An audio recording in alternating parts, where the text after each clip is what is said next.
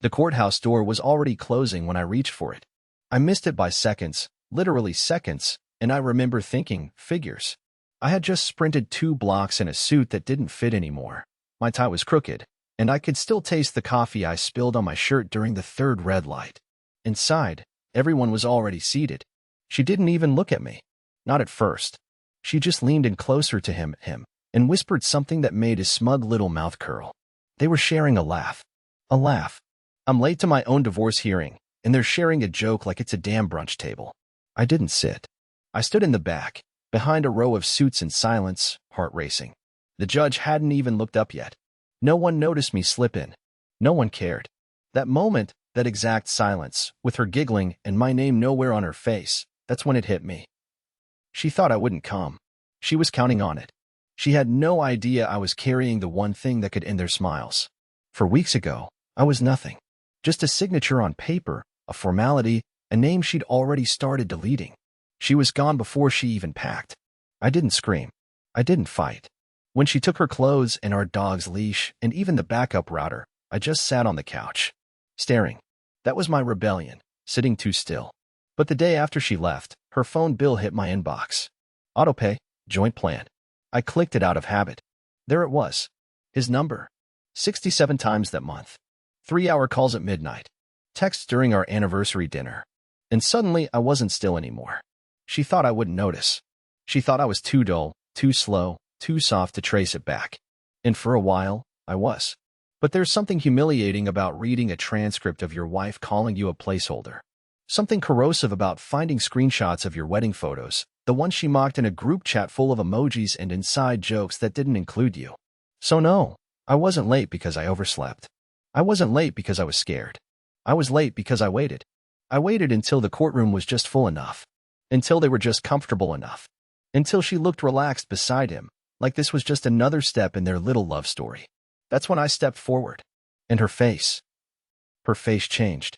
Her face changed like a door slamming shut. You ever see someone's soul flicker in their eyes for half a second before they hide it again? That was her.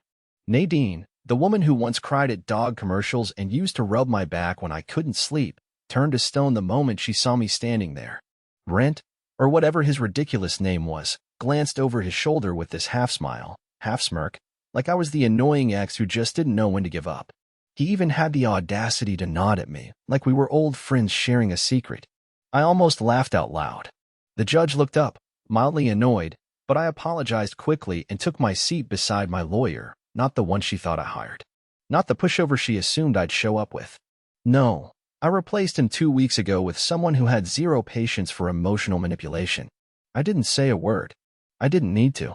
While Nadine fixed her face into something neutral and Brent sat up straighter like he was ready for his spotlight, my attorney pulled out a sealed folder and slid it across the table with quiet precision.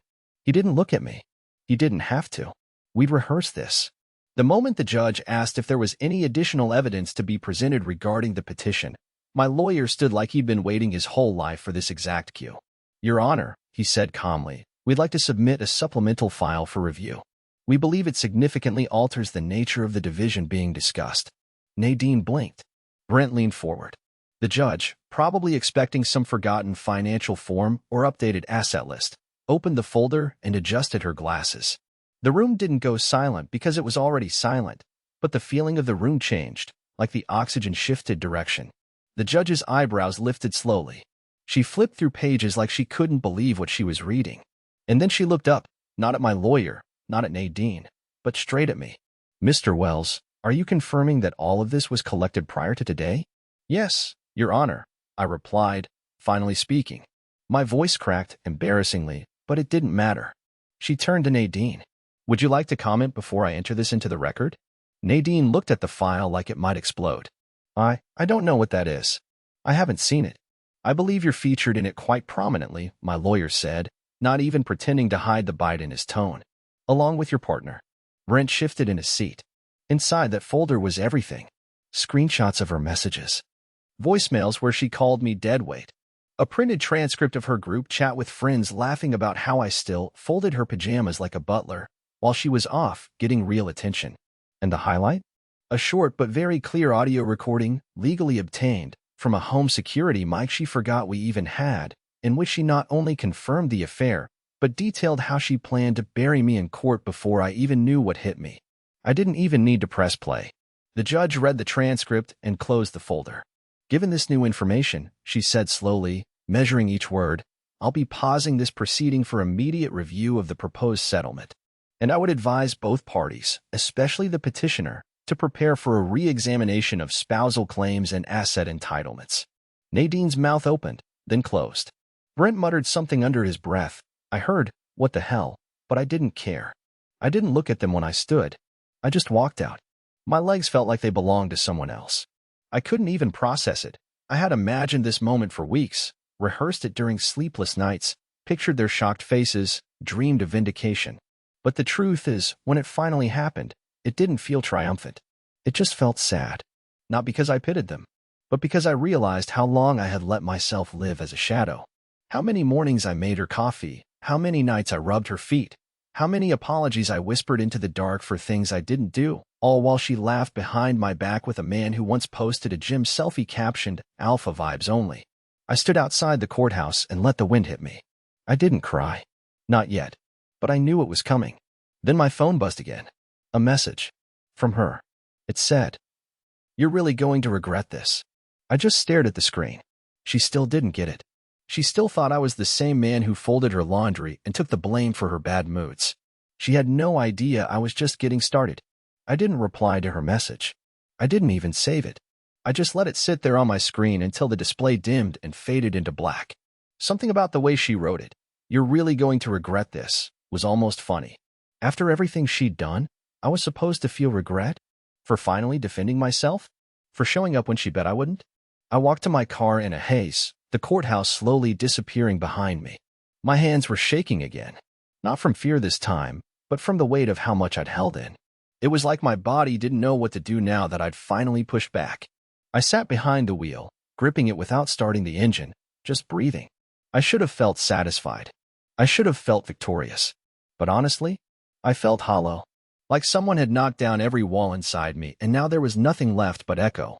What she didn't know, what no one knew, was that the folder I gave the judge wasn't the whole story. Not even close. You see, Nadine didn't just betray me with some sleazy musician-turned-fitness guru. She planned her escape. She choreographed it. She laid the bricks of her exit like a blueprint, the slow emotional withdrawal, the passive-aggressive remarks, the manufactured arguments over dishes and phone chargers, all of it was designed to make me look like the one who'd fallen out of love. So when she finally walked out the door with her suitcase and her lies, she could smile and tell people, we just drifted apart. Meanwhile, she was drifting into Brent's apartment like it was the honeymoon phase all over again. And the worst part? She wanted to take my parents' cabin. That one really burned. My father built that place with his own hands back in the 70s. It's not big. It's not fancy. Just wood panels, the smell of old pine, and a leaky roof I never got around to fixing. But it was ours. My dad's ashes are scattered by the tree line behind it. And Nadine, who never once chopped firewood or fixed the broken heater or even liked the outdoors unless there was Wi-Fi, had somehow convinced her lawyer she was emotionally attached to the property.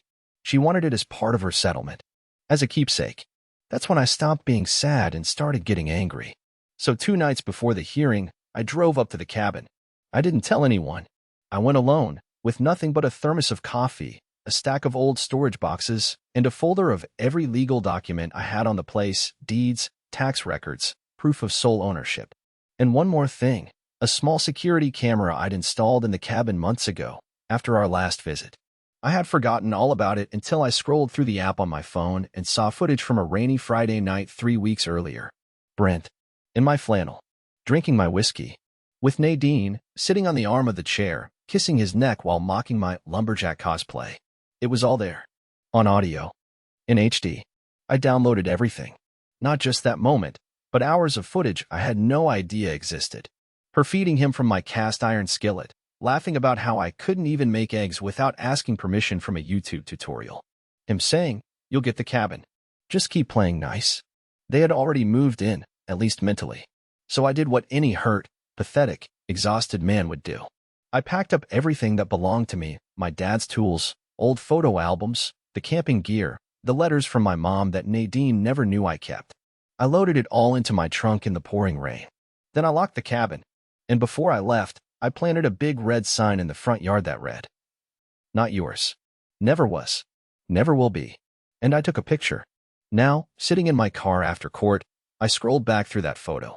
The mud, the trees, the silence. That sign sticking out of the ground like a declaration. I didn't send it to her yet. I was saving it. Timing is everything, after all. But something told me she wasn't going to back down. She wasn't the kind of person who folded just because she'd been caught. No, Nadine always doubled down. And sure enough, by the time I got home, there was a voicemail waiting for me. Her voice was sharp now. No more passive-aggressive sweetness. No more condescending pity. "You think that little stunt in court changes anything? You think the judge is going to side with you now, after all that? You're still spineless, Chester. Just because you printed out some text doesn't mean you're the victim. You were never the victim. You were a burden. You're just mad I stopped pretending." I sat down at the edge of the bed, staring at the floor, listening to it on repeat. Every word hit like sandpaper against my ribs. I shouldn't have listened again. But I did. I needed to. Not because I didn't believe it, but because I finally did. She wasn't pretending anymore. Neither was I. And if she thought court was the end of it, she hadn't even seen what I had planned next. That word, burden. It echoed in my skull long after her voicemail stopped. I must have sat there for nearly an hour in total silence, just me, the ceiling fan, and that single word running laps through my mind like it had somewhere to be. A burden. Not a man who paid the mortgage. Not the one who held her hand in the hospital when her mother passed. Not the guy who spent 5 hours digging through wet drywall because she thought she heard a leak behind the wall that wasn't there. Not the man who took her back after her emotional connection with a coworker 6 years ago, the one she said was just a blip, a weak moment. No. In her eyes, I was a burden. So I stopped crying. No, really, it just stopped. I sat up, rubbed my face, and felt this eerie calm wash over me, like I'd finally passed through some invisible gate. I wasn't angry anymore. Not sad. Just awake. I saw everything clearly. This wasn't about heartbreak. It wasn't even about betrayal anymore. This was war. And she thought she'd already won. The next morning, I did something she never expected. I showed up to her gym, the one where Brent worked. I knew the schedule. I'd done my homework. Brent taught this ridiculous fire core fusion class on Tuesdays, basically an excuse to scream while doing crunches to bad EDM. I waited in the parking lot until I saw him step outside to take a call, sweaty towel around his neck like he just emerged from a protein powder commercial. I stayed in my car and recorded everything from my phone. I had installed a tiny dash camera pointed sideways out the driver's window, something I'd bought months ago but never bothered to activate until now. And there he was, Brent, talking to someone named Jenna, laughing about how Chester probably cried all the way home yesterday, and saying Nadine was finally free of that deadweight. Then, right at the end, he said something that made my fingers go numb. She doesn't even want the money, man. She just wants to break him down so bad he signs whatever she gives him. That was it. That was all I needed. Later that day, I met with my lawyer again. We filed a motion to block any settlement agreement until after a full investigation into possible malicious intent, manipulation of proceedings, and, get this, potential civil harassment. Turns out when you have audio of both parties conspiring to emotionally destabilize someone just to gain leverage in court, judges tend to frown on that. But I wasn't done. Not by a long shot. I called her best friend, Macy. Now, I hate involving people, especially mutual friends, but Macy and I had always been close in a weird way. She was blunt, no nonsense, and more than a little disgusted with how Nadine had handled everything. I didn't ask her to choose sides. I just told her I needed help confirming something. And she gave me more than confirmation. She gave me access to a shared cloud drive Nadine used for her creative journaling. Let me tell you something. There's no creative journaling happening in a folder called Private, Do Not Open. Inside were dozens of photos and videos of her and Brent. Some innocent, some not. But it wasn't their intimacy that mattered. It was the timestamps, the geolocation tags, the dates. See, Nadine had claimed under oath that the relationship with Brent started after we separated.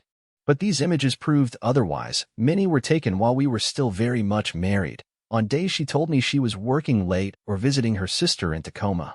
There was even a video, and I'll never forget this, of her and Brent drinking champagne on the deck of my father's cabin. He was wearing my hat. She was using my mug. She raised it toward the camera and said, "Here's to finally living my life. No more babysitting." Babysitting. That night, I sat in my kitchen and printed out every photo.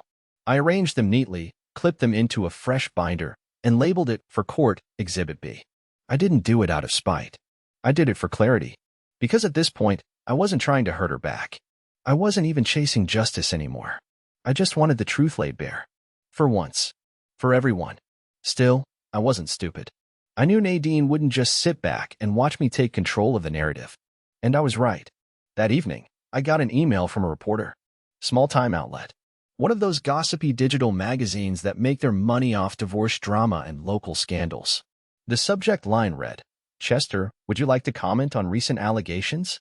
I opened it, confused, until I read the body.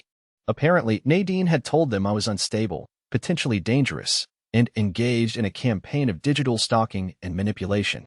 She said I was obsessed, that I fabricated evidence, and that she feared for her safety. The article hadn't been published yet, but the journalist gave me a heads up in the interest of fairness, they said. I could have lost it. I could have yelled, threatened, begged. But instead, I replied with 3 short sentences. I have proof.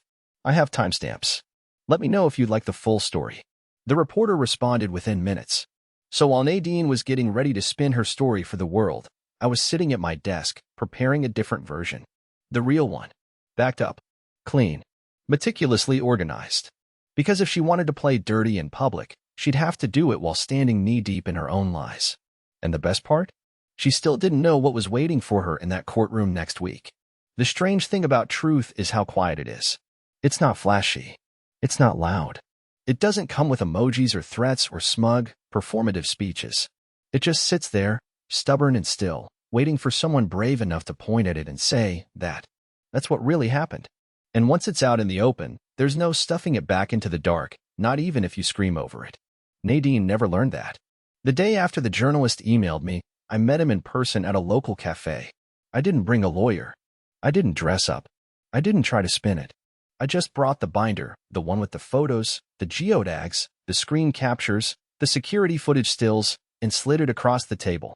He flipped through it slowly, nodding, not asking many questions. At one point he paused, tapped a printed message Nadine had sent to a friend, the one where she said, "He's too soft to fight me. I could probably take the dog, the car, and his spine if I really wanted to," and gave me this strange look like he didn't expect it to be that real. When we were done, I said something I never thought I would say to a reporter. I'm not doing this to ruin her. I just don't want her version to be the only one out there. He nodded again, packed everything up, and left without promising anything. And that's when the waiting started. For the article. For the court hearing. For the next attempt Nadine would make to twist the story back in her favor. She didn't disappoint. The next morning, I woke up to a voicemail from an unfamiliar number. It was her new attorney. Not the original one. Not the guy who smirked through our first hearing like he was billing by the smirk. This one sounded older.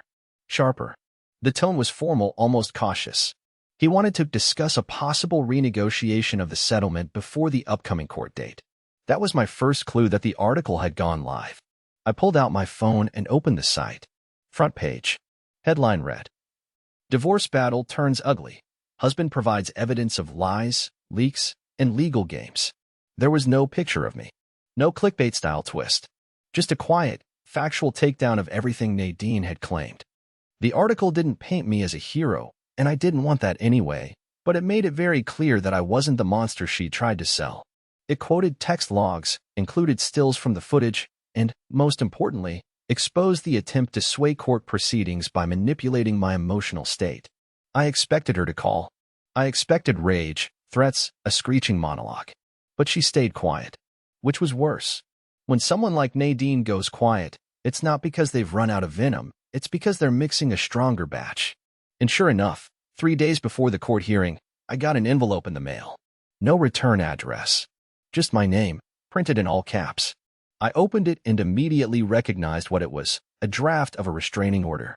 She had filed a petition claiming that I had harassed, monitored, and intimidated her throughout the divorce process. She included screenshots carefully selected, cropped, and edited to imply I was following her, threatening her, even planning revenge. I couldn't breathe for a second. That panic you feel when someone tries to twist your life into a weapon against you, it's hard to explain. It's not fear, not really. It's humiliation mixed with dread. It's looking at something fake and knowing people might still believe it. But then I remembered something. She submitted screenshots from our text messages, but one of the images, the one she claimed was evidence of me threatening her, had a timestamp error. See, the message she showed said June 5th for 17 p.m., but I'd already provided all of my phone records in court, and on June 5th, at that exact time, I was in a video meeting with my lawyer. A meeting that was recorded and saved with metadata. She didn't just lie. She forged evidence. And I could prove it. So I did what I had learned to do in these last few weeks. I printed everything. Message logs, call logs, Zoom timestamps, screenshots of her fake screenshots. And I handed it to my lawyer, who just chuckled and said, "People like her always think they're smarter than the system." Still, I wasn't smiling. Because I knew Nadine wasn't done. Women like her, people like her, don't play fair, but they do play relentlessly. That night, I got a call from an old friend I hadn't spoken to in almost a year. His voice was hesitant, awkward. He said, "Hey man, I don't want to get in the middle of anything, but I got a weird message from Nadine last week. Apparently, she had reached out to several people in my circle, former coworkers, old friends, even my aunt, trying to warn them that I'd become unstable. She told them she was worried I might act out in court, that I'd been obsessive, maybe even dangerous. The goal was clear: destroy my character before I could present the full truth.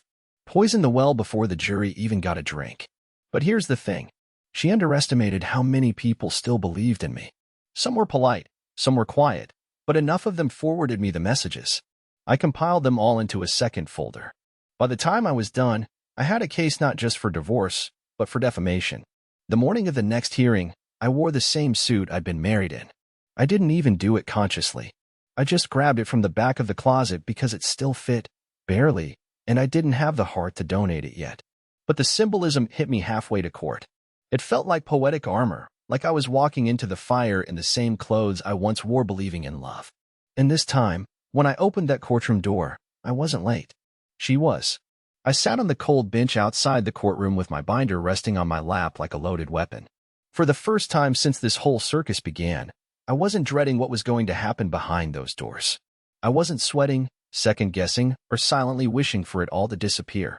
I was ready. Calm, even. Not because I was confident, not because I believed I'd win, but because I had finally learned something that had taken me far too long to understand. I didn't need her to lose for me to move forward. I just needed the lies to stop. When Nadine finally arrived, 15 minutes past the scheduled time, she didn't glide in like she normally did. There was no calculated confidence, no smug little smile aimed at the room like she owned it. She looked rattled. Her hair was pulled back in a rushed, uneven bun, her makeup slightly smudged around the edges, like she'd applied it in a rearview mirror while speeding through traffic. Brent wasn't with her this time. That detail alone nearly made me raise an eyebrow. She glanced at me for half a second before looking away. Not a word. Just sat down with her new lawyer and leaned in close, whispering fast and tight like she was giving instructions she couldn't say aloud. Her hands were restless.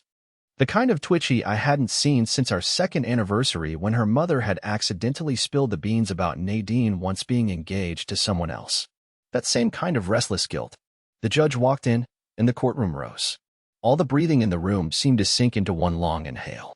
My lawyer stood, documents organized into a clean line like dominoes waiting to fall. And then it began. The first half hour was procedural. Discussions over asset details, updated declarations of income, the timeline of our separation. Nadine's lawyer tried to keep things tidy, avoid anything emotional. But when it came time to review the evidence supplement, the one that now included her fake screenshots, forged timelines, and the smear campaign she tried to spread among my friends, that's when the air changed. My lawyer stood, calmly, almost bored. And then, like it was just another Tuesday morning, he laid out the entire timeline of her digital tampering. Cross-reference timestamps, metadata logs, IP traces. Then he dropped the bomb. The original full-resolution screenshots from my phone's carrier, compared directly against the edited one she submitted to the court. Silence. The judge leaned forward. Is the respondent asserting that the petitioner fabricated evidence submitted under oath? My lawyer nodded. We are. And we are prepared to submit all materials, with chain of custody verification, as official court record. Nadine didn't speak. She didn't even flinch. She just stared straight ahead like she was trying to disassociate from her own trial. Her lawyer whispered something into her ear, but she didn't react. That mask she wore, The one she used to charm people into seeing only what she wanted. It was slipping, sliding off inch by inch with every quiet piece of proof I offered. Then the judge turned to her. "Ms. Wells, do you have a response to these claims?" She blinked once, twice, opened her mouth, then closed it. Finally, she muttered, "I didn't mean for it to go this far.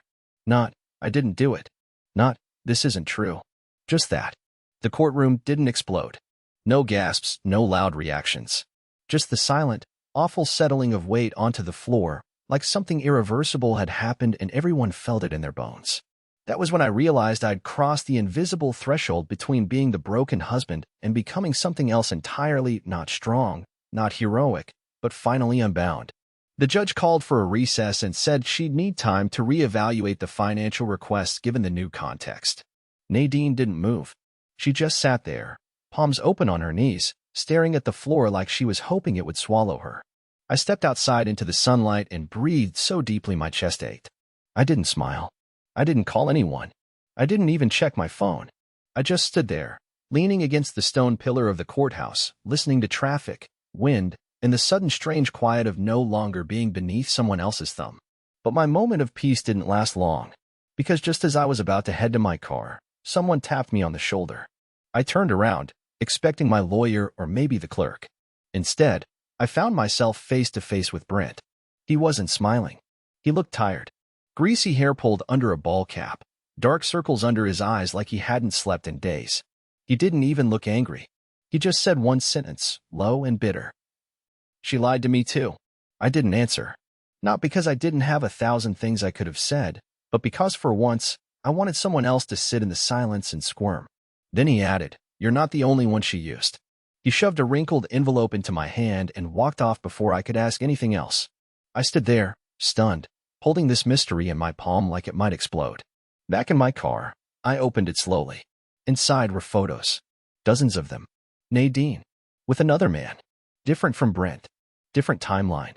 Different life. The dates? They went back 2 years. The woman I thought I knew. I hadn't even met her yet. I stared at the photographs like they were puzzle pieces from a nightmare I didn't remember living through. Each one captured a different scene, a different time, a different version of the woman I thought I married. Nadine, laughing in a sunlit bar I'd never been to. Nadine, sitting close, too close, next to a man with a tattooed hand wrapped around a wine glass. Nadine, wearing a sweater I bought her for our 10th anniversary, curled up on the lap of someone who wasn't Brent.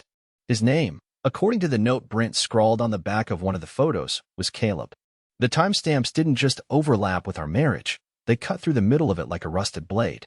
The earliest one was from the same weekend I canceled our trip to Denver because I had a migraine so bad I couldn't stand up. She said she went to her sister's. Apparently, she went to his. And Brent, the man I had spent weeks hating with every exhausted cell in my body, had just handed me proof that he'd been played just as thoroughly as I had. I kept flipping through the envelope like I might find one that made it make sense, one photo where she looked ashamed, guilty, hesitant. But in every single one, she was glowing, like she'd never once looked back. I didn't cry. That part of me was empty now. Crying would have felt like trying to put out a house fire with a garden hose. I just drove home, numb, the pictures stuffed in my glove compartment like evidence of a life I hadn't even known I'd been living. That night, I sat at my kitchen table long after the lights were off, the soft hum of the refrigerator the only sound in the room. The silence didn't hurt anymore. It just stretched. Wide, hollow, familiar. The kind of silence that doesn't ask questions because it already knows the answers. When I finally picked up my phone, I didn't call my lawyer. I didn't message Brent. I called my mom. It was almost midnight, but she answered on the second ring. I hadn't talked to her much during the divorce. I didn't want to dump my mess on her shoulders. But when I heard her voice, tired, warm, worried, I broke. Not into tears. Into words. All of them. I told her everything. The lies, the recordings, the court battles, the smear campaigns, the envelope of photos. I didn't leave anything out this time. She listened without interrupting. When I was done, she sighed and said something I'll never forget. "She's not your mistake, sweetheart. She's hers." That sentence hit me harder than anything Nadine ever said. Because deep down, I had been carrying this weight like it was my fault, like I should have seen it coming, prevented it, fixed it. I thought maybe if I'd worked out more, cooked better, planned more surprises, been less boring, less tired, less me, she would have stayed. But now I knew it wouldn't have mattered. Nadine wasn't looking for a husband. She was collecting faces to reflect herself in, and when one of them stopped smiling the way she wanted, she moved to the next. The next morning, I walked into my attorney's office with 2 envelopes, one full of new evidence and one full of resignation. "I'm not fighting her anymore," I said. He looked confused. "You're walking away?" "No," I told him. "I'm burning the rope. I'm not tying myself to someone who already cut the cord years ago. I want to end this as cleanly as possible. I want the cabin, the car, and my name off anything connected to hers. I don't care about the money. Let her keep it. Let her bury herself in it." He stared at me, then slowly nodded. "I'll draft the final proposal. But you know she's not going to take that quietly." I didn't care. That evening, I wrote Nadine an email. Short, cold, final. "This ends now. You get what you wanted. I'm done playing the husband in your story. You can lie, but I'm not standing next to it anymore. From here on out, your spotlight's all yours. Just don't expect anyone to clap." I didn't send it right away. I let it sit in drafts while I took a walk through my neighborhood, letting the early evening air carry away everything I hadn't had the strength to shed before. I passed houses with lit windows, families eating dinner, couples watering flowers, kids riding bikes with crooked helmets. I wondered how many of those windows hid secrets like mine. How many husbands were sitting at kitchen tables wondering if they were the problem. Back home, I hit send. Then I did something I hadn't done in months. I made plans for the weekend, not with anyone, not to spite her, not to escape, but just for me. A quiet trip to the cabin, maybe bring a book, maybe even fix that squeaky screen door I'd ignored for too long. I needed air. Real air. Somewhere she hadn't infected. But the peace didn't last even 24 hours. The next morning, I got a call from Macy, Nadine's old best friend. Her voice was shaking. "She's not just lying to you, Chet. She lied to everyone. About Caleb. About Brent. About the divorce. About everything. And now she's saying you threatened her." My stomach dropped. "What do you mean?" "She's going to the police." The call with Macy didn't last long. She was panicked, tripping over her words, but the gist was clear. Nadine had told several people that I had threatened her, and she was considering filing a police report. Not just some dramatic bluff, but an actual, formal complaint. She had mentioned something about being afraid for her safety and was apparently looking into a protective order. I didn't even know how to react. Anger wasn't there anymore. Fear wasn't either. What I felt instead was this strange, cold sense of completion. Like I was watching the final scene of a movie I'd stayed too long to finish. She wasn't lashing out because I hurt her. She was lashing out because, for the first time in our entire relationship, she couldn't control the narrative. And that terrified her more than losing me ever did. I didn't call her. I didn't defend myself to her friends. I didn't send one of my many neatly compiled folders to the local police department, although I easily could have. Instead, I called my lawyer, told him everything, and let him handle it by the book. A calm, measured statement confirming I'd had zero contact with Nadine outside of legal channels. We submitted evidence of her false claims, along with the documentation of her previous attempts to manipulate court proceedings. That was it. No war. No escalation. Just the truth, placed where it needed to go. And then, almost like she could sense that nothing she tried would work anymore, she stopped. No more emails. No more whispers through mutual friends. No new surprise legal filings. It all just ended. Quietly. Like a fire that had finally burned through the last of its fuel. 2 weeks later, the judge finalized our divorce. The settlement leaned in my favor after everything was reviewed, though I never asked for much. I kept the cabin, the car, and the dog Flapjack, who now sleeps with his head on my feet like he's guarding something precious. Nadine got what she asked for, at least on paper. She kept the house, most of the savings, and a social circle she'd poisoned beyond recognition. I walked out of that courthouse without looking back. And for the first time in what felt like years, there was no storm waiting around the corner. Just air. Just space. Just silence that didn't ache anymore. It took a while to feel normal.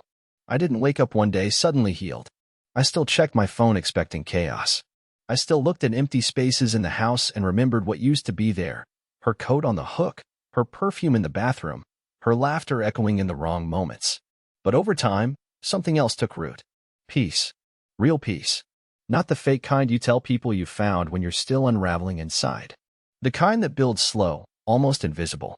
The kind that grows while you're walking the dog before sunrise or sipping coffee in a quiet room or reading the same book twice just because it calms your mind. And somewhere along the way, I started liking myself again. Not for being strong, not for getting revenge, but for surviving, for refusing to stay where I wasn't seen, for reclaiming my own story after someone else tried to rewrite it without me. A few months later, I went back to the cabin. Just me and Flapjack and a backpack full of notebooks. I sat on the old porch swing my dad built, looking out at the lake, and I realized I hadn't thought about Nadine once all day. Not with anger, not with regret. Just nothing. Like she had become a name in a chapter one no longer needed to reread.